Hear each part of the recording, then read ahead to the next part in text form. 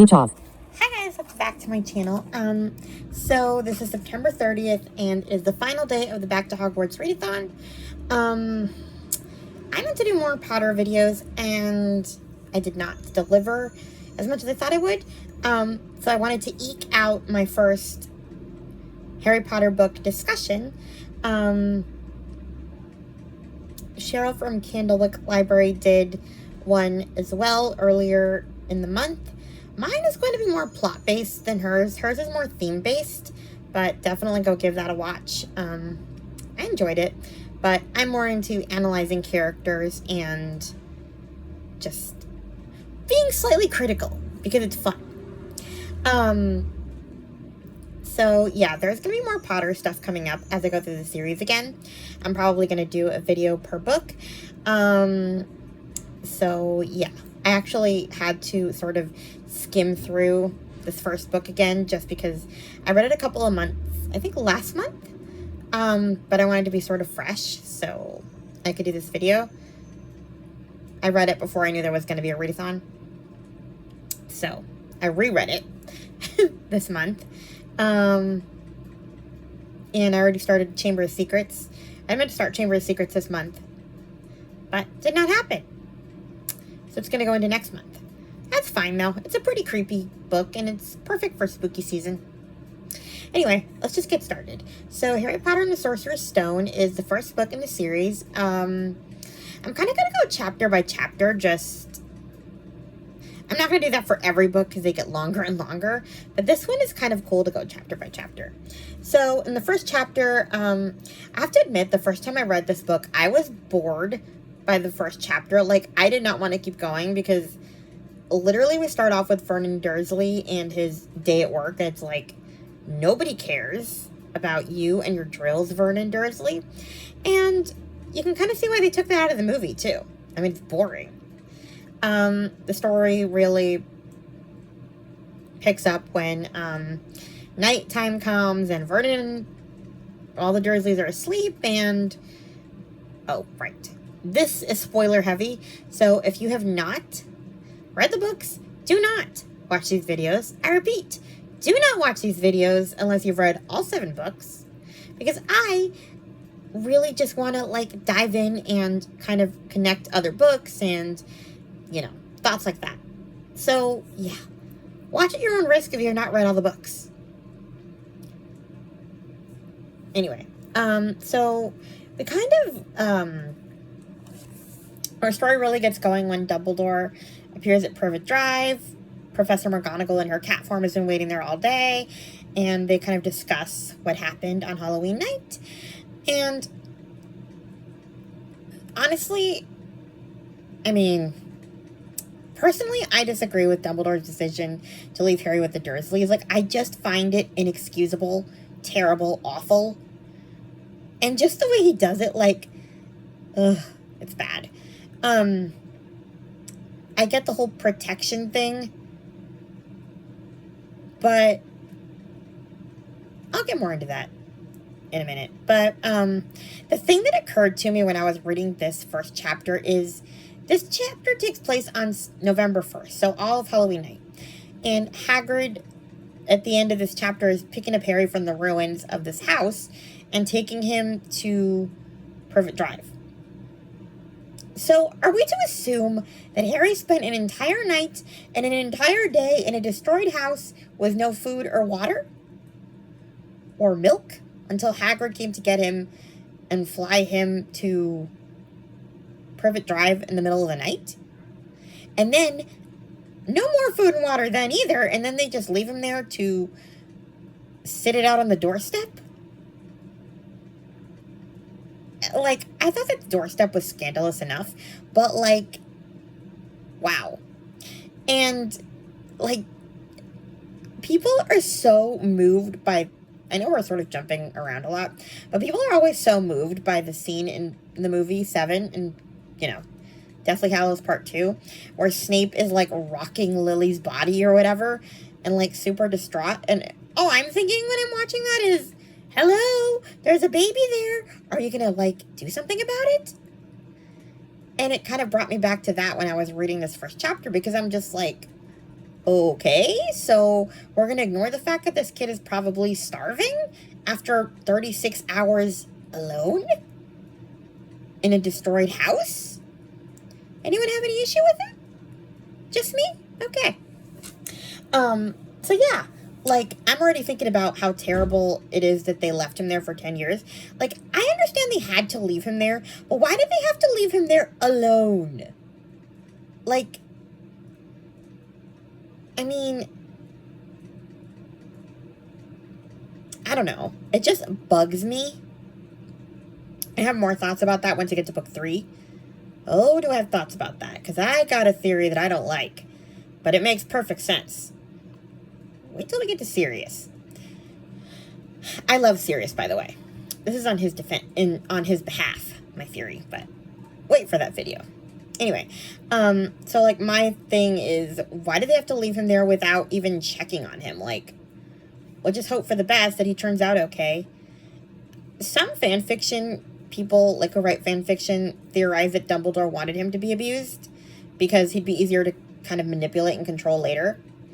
I don't think so necessarily, but do I think that Dumbledore thought it was a bad thing that he was mistreated? No, because it worked in his favor. I think if Harry had been treated well, well, for one thing, if he'd been treated well, he probably would have been Dudley 2.0, and that wouldn't have fared well for the cause either, but I do think that it definitely worked in Dumbledore's favor that Harry was treated so badly, that his self-esteem was so screwed up, that he was pretty much willing to do anything for the Wizarding World once he got into it. So I can see why people theorize that this was part of the plan, that Harry be miserable.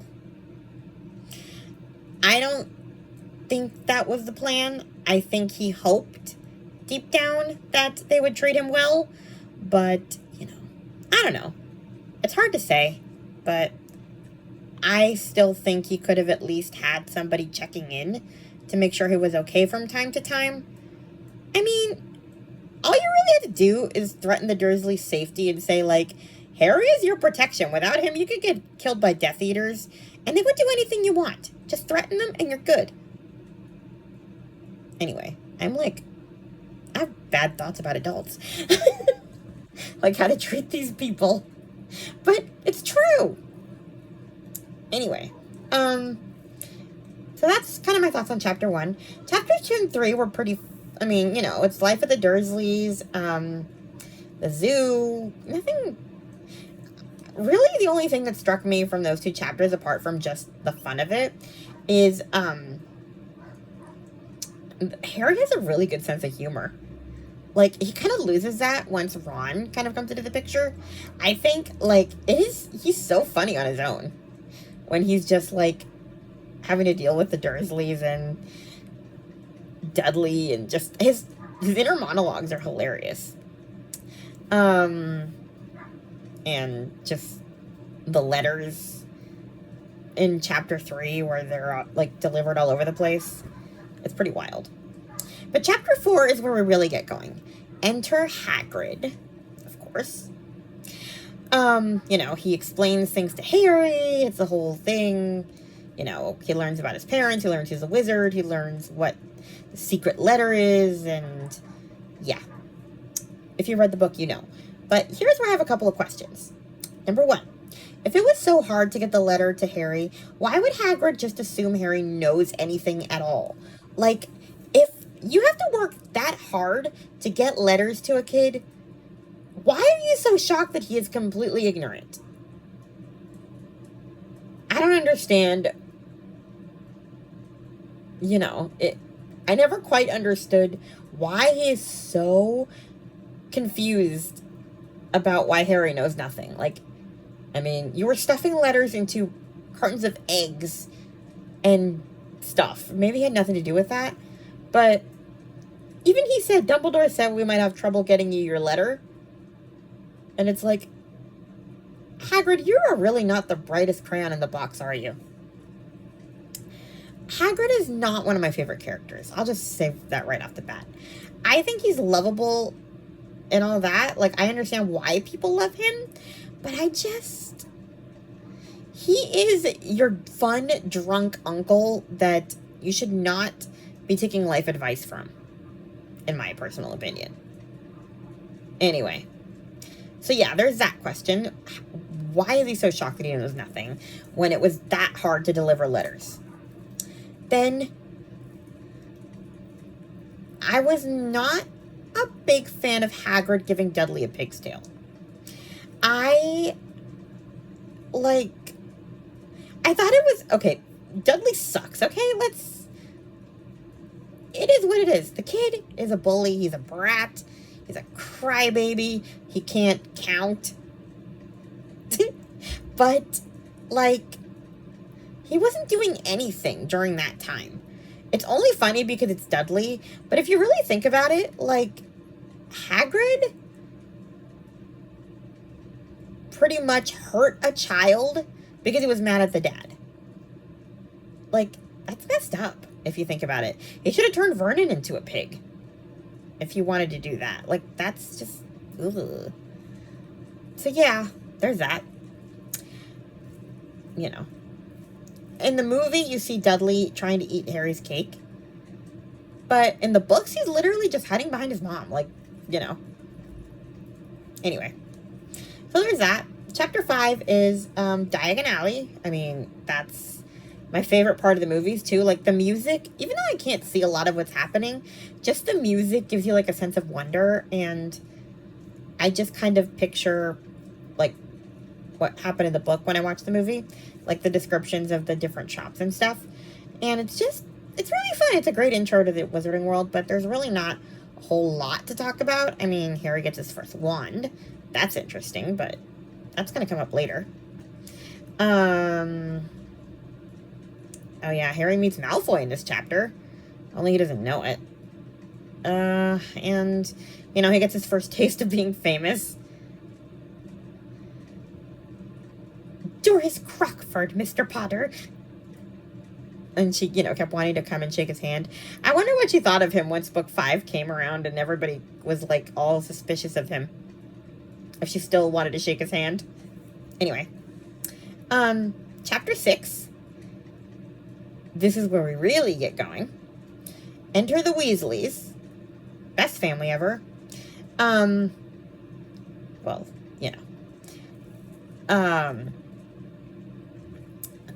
But one thing that struck me in this chapter was that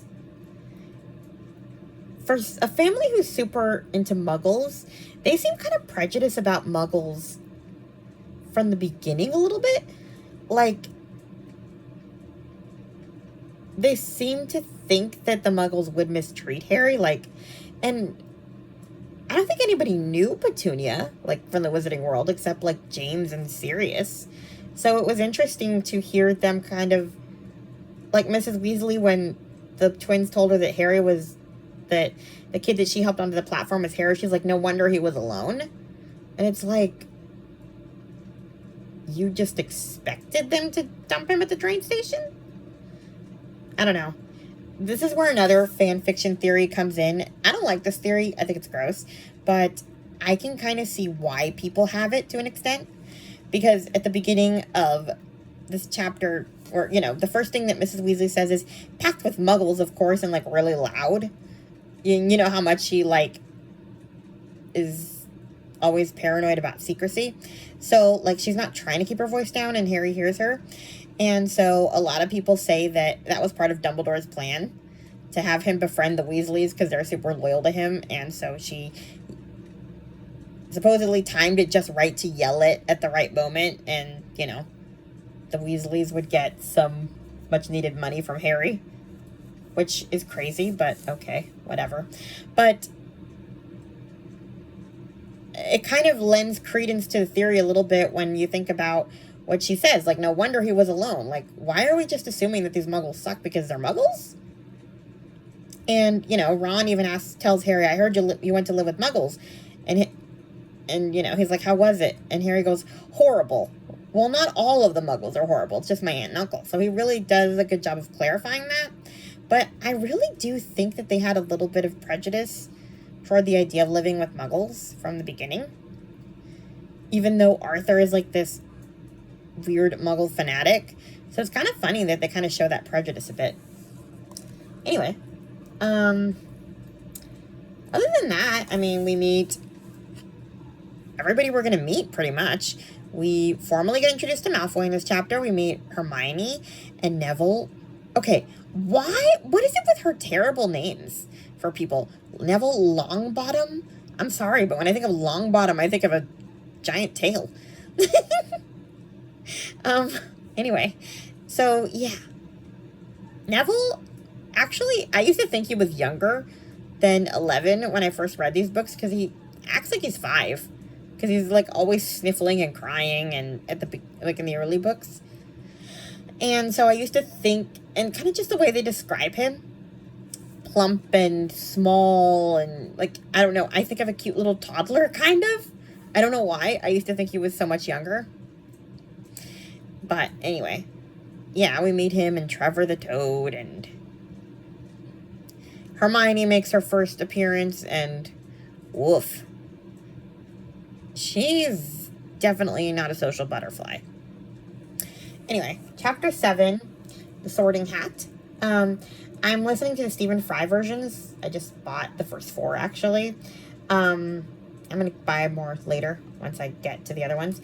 But I've never heard these versions before, and they're on Audible now here in the States. We used to only have the Jim Dale versions.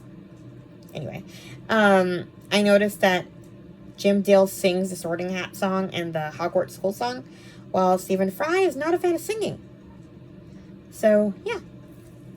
Nothing real interesting about the sorting, honestly, except, not Slytherin, and everybody gets sorted, and we hear about all the food. For some reason, I take issue with the fact that they have every kind of potato except mashed potatoes at the feast, which are my favorite. Roasted potatoes, fries, I forgot what, boiled. I'm like, we need some mashed potatoes in this meal. You have pork chops in this meal. Pork chops go with mashed potatoes. Yes, I object to the weirdest things. I know. Chapter 8, The Potions Master. Enter Snape. I mean, the man sucks, If you read it, you know. He took away points from Harry on his first class and all that. And then they go to visit Hagrid at the end, and Harry was, like, kind of telling Hagrid that Snape really seems to hate him, and Hagrid was like, nah, why would he hate you? I don't understand why that's such a big secret. Like, Hagrid is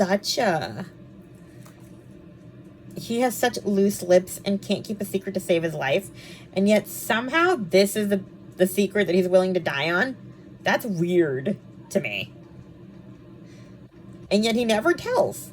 Harry finds out from Dumbledore at the end of this book that Snape and his dad had a rivalry, to put it kindly. But I never understood quite why Hagrid was so reluctant to tell him. It's like, I mean, I guess because he's an adult. I don't know. But, like, you're not supposed to talk badly about other adults. But, I mean, as we get more into this book, you realize how much of an adult he is not. So it's interesting that he chose this moment to be an adult. Anyway, chapter 9, Enter Fluffy. The first flying lesson, always my favorite. And then Malfoy challenges Harry and Ron Harry to a duel. It's a whole thing. And they end up in the Forbidden Corridor with Hermione and Neville. Honestly, like, I know I'm supposed to be on Hermione's side because Ron is, like, really mean to her. Like, when he says no wonder she doesn't have any friends. But I'm kind of with him. Man, if you were, like, telling me that you were going to go snitch on me to my brother, my older brother, we wouldn't be friends. And then to just have the audacity to be like, well, the portrait hole wouldn't let me in, so I'm just going to come with you and you can back me up when I get in trouble. No, you can stay out there in the cold for not minding your own business. Even if you are a girl, I'd leave you out there to get caught by the Bloody Baron. Hermione's annoying. I know I'm supposed to be the bigger person and the adult, but, like, when you read these books, like, you get into your, like, childhood petty phase, and, like, I don't know. when I read Ron, I like instantly channel him. I feel his like petty, childish anger, I guess. And Hermione is really annoying. Anyway, chapter 10. At the beginning, Harry gets his Nimbus 2000. What I never understood, did McGonagall buy Harry the broom, or did she get money out of his vault to do it? I like to think she did it, but who knows? It never really says. He just gets the broom. Like, in the mail. Anyway. Next we get the infamous scene with Wingardium Leviosa. It's Leviosa, not Leviosa. Yeah, I'm kind of with Ron. Like, I know I'm supposed to be the bigger person, but this is a kid's book, okay? Hermione is annoying. So, he makes her cry. But I don't feel too bad. I maybe should, but I don't. And then, like, later on, they go to the feast. I'm not sure I'd want to eat with 1,000 live bats flying over me. And I had a creepy thought. What if they poop? I mean, these are live bats, right? Can you imagine bat poop just flying over your food? Ew, I don't want that.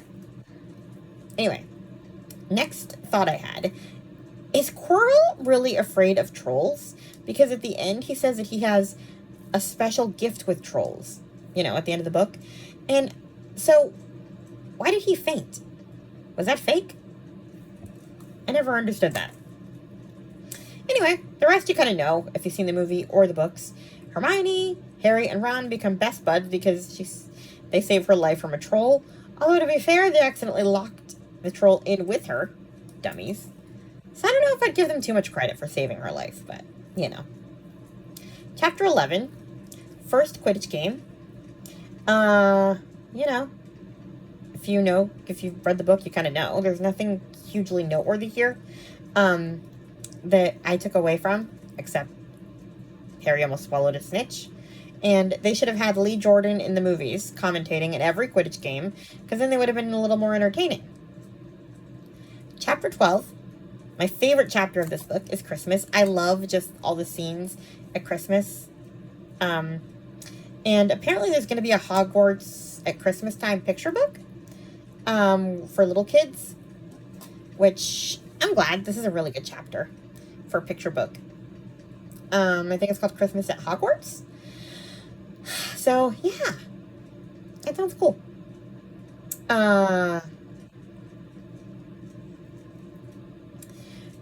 At the beginning of this chapter, we hear about how the twins are throwing snowballs and having them bounce off the back of Quirrell's turban. How do we not get a scene in any of the books where the twins realize that they bewitched snowballs to bounce off Voldemort's head? The idea that this never comes up in conversation ever is amazing. Like, wild. Like, there's not even a scene with Voldemort, like, berating them for it. Or, like, I know it's not exactly great timing in a fight scene, but, like, if they, like, saw Voldemort in one of the battles and all of a sudden they were like, hey, Pea-Brain, don't you remember when we whacked you with snowballs?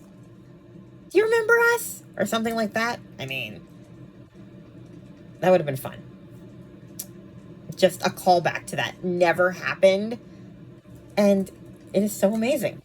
Anyway, next we get all the Christmas presents, and Harry's describing the food at the Christmas feast.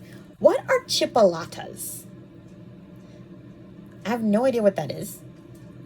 And why can't we have Christmas crackers in the States? What are Christmas crackers? Like, I don't understand. They sound like stuff that you pull them and presents come out? I want some. And flaming Christmas puddings? Why are they flaming? What is a Christmas pudding? I know that pudding is considered, is dessert, the British word for dessert in the UK. But why are they flaming Christmas puddings? Like, are they red? Or are they spicy? Like, what is that? Anyway. The rest is the mirror, where we all cry because Harry sees his parents for the first time. Makes me kind of wonder what happened to Petunia and Lily's parents, though. Like, I have this theory, and this kind of goes back to another video I did where I talked about Petunia and her justifiable feelings of jealousy toward Lily and kind of why I feel sorry for her. But I forgot to mention this in that video, but I kind of wonder if Lily's parents were killed by dark wizards during the First War. And if so, that would justify Petunia kind of really hating and resenting Lily and her world even more. Like, that's what lost her parents.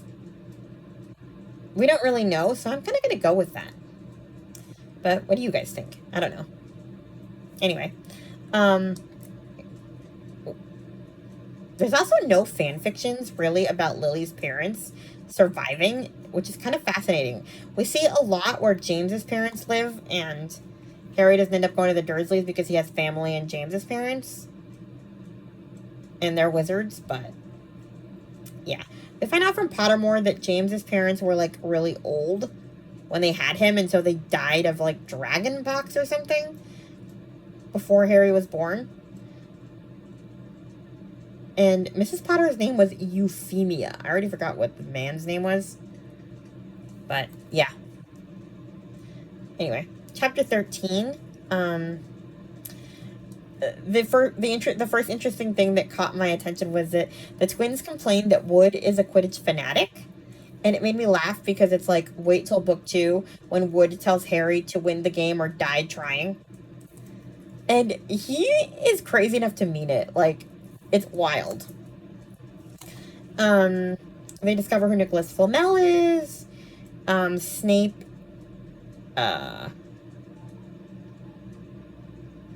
coaches Quidditch.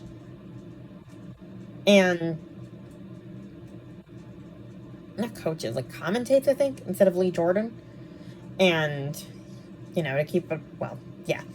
And at the end of the Quidditch game, Harry is like flying around and kind of showing off because he's in a good mood because he won. And he accidentally comes across Snape and Quirrell having a conversation in the forest, or like at the entrance to the forest where the students can't hear. And it kind of made me think that, like, again, this is going toward 2 other books, but again, I warned you, spoilers. I found it really interesting that Snape was kind of talking to Quirrell about where his loyalties lie. Because we're to assume, well, we don't really know where Snape's loyalties lie throughout all the books. And so, like, Voldemort is there on the back of Quirrell's head, listening to Snape talking about being loyal to Dumbledore, essentially. And so it kind of made me think, wow. Snape could have really been killed when he came back to Voldemort after book 4. Because during, like, Voldemort's sort of rebirth, we hear him talk about a Death Eater that will not be returning to them. And I think that's Snape that he's talking about. Like,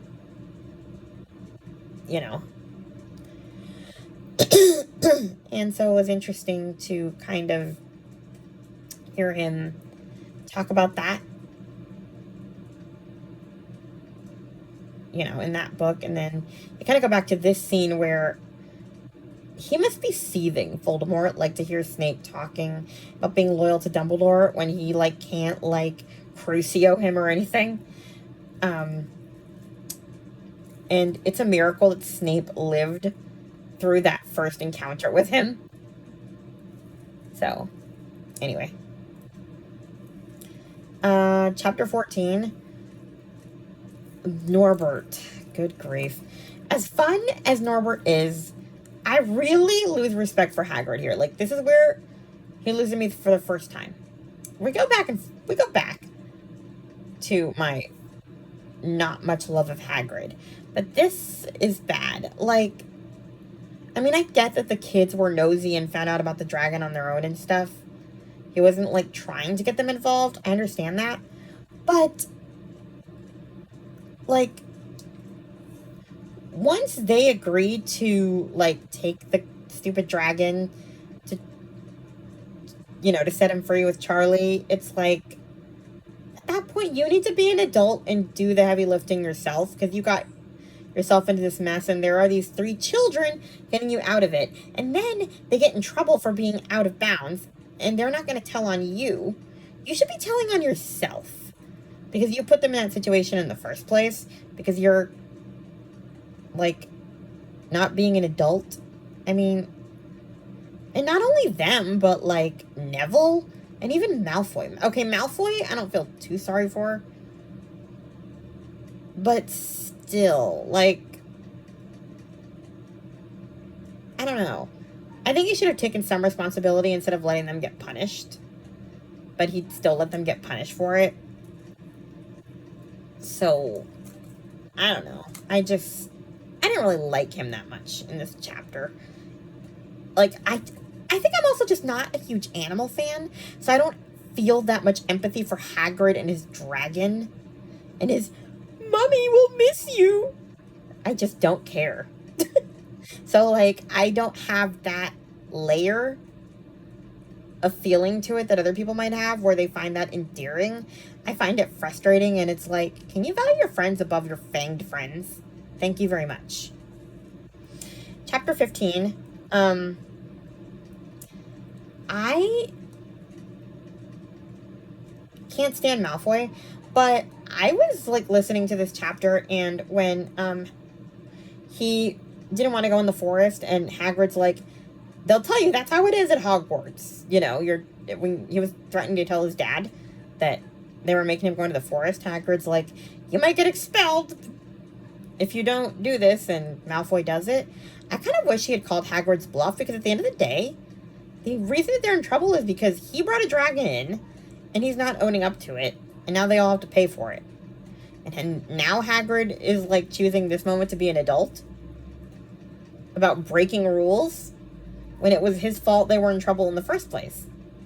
And the best part about it is that, like, Malfoy's dad would have totally sided with him, and probably rightly so. The fact that they have those punishments is crazy. So I kind of wish Malfoy had tested out his theory.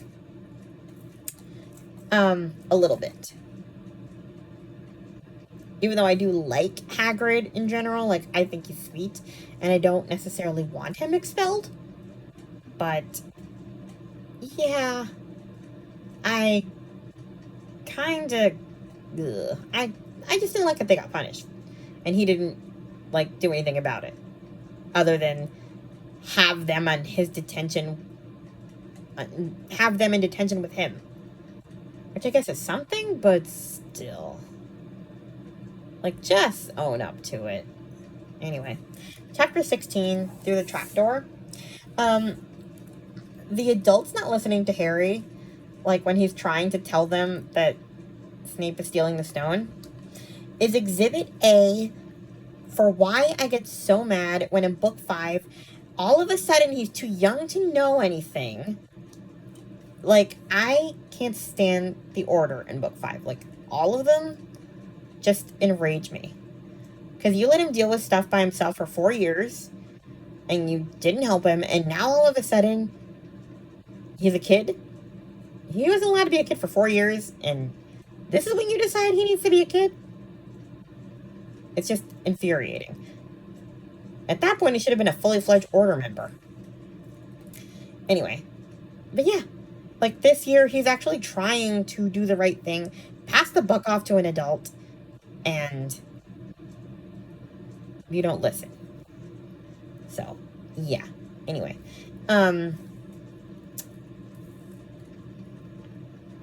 They go down the trapdoor, you know, they do all the challenges. My favorite is the Devil's Snare. Hermione's line. Ron's like, "Light a fire," and she's like, "There's no wood." And Ron, "Are you a witch or not?" I am so mad they took that out of the movies. Out of the movie. I hope they put it in the TV show, because it's my favorite line. And then chapter 17. I mean, I was shocked the first time I read it. I remember. I was like 8 or 9. But I was like, what? At the big reveal at the end of that, in the beginning of that chapter. I could not believe it. And yeah, the big showdown.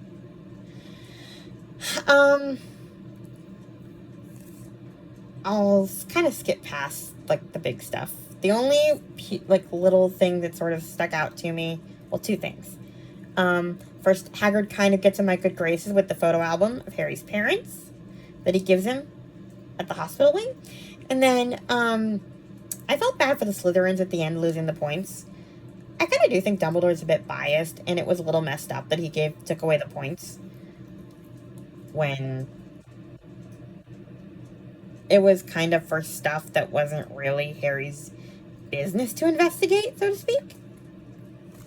So it kind of felt wrong that they probably earned those points doing, I don't know, schoolwork. Stuff they were supposed to be doing, while Harry earned them by doing stuff he wasn't supposed to be doing. I kind of see why Slytherins hate Gryffindors. And yeah, on that note, Harry goes back to the Dursleys and... Oh, one more thing. They get the note about not doing magic over the summer, but at the beginning of the book, Petunia talks about Lily doing magic and turning teacups into rats. And it's like, so did this no magic thing start after the war ended? Like, was there so much magic during the war that Lily could just potentially get away with it because no one could tell who was doing what at that point? It's interesting, because the Dursleys were also scared of him in the next book, Harry, that he would do magic. So, yeah. Anyway, that is all I have for this book. I tried not to touch on too many major, like, plot points. Like, I did not give away the big reveal in chapter 17 in the last chapter. But, you know, just general thoughts. So, yeah. I'm going to read book 2 and maybe 3 next month. We'll see. I have a lot of fantasy books I want to get to this spooky season. But, yeah. Expect some of these videos, and I will tag any Potter fans I can think of who might want to watch them. So yeah, please like, comment, and subscribe, and I'll talk to you guys in my next video. Bye! Speech on. Stop recording.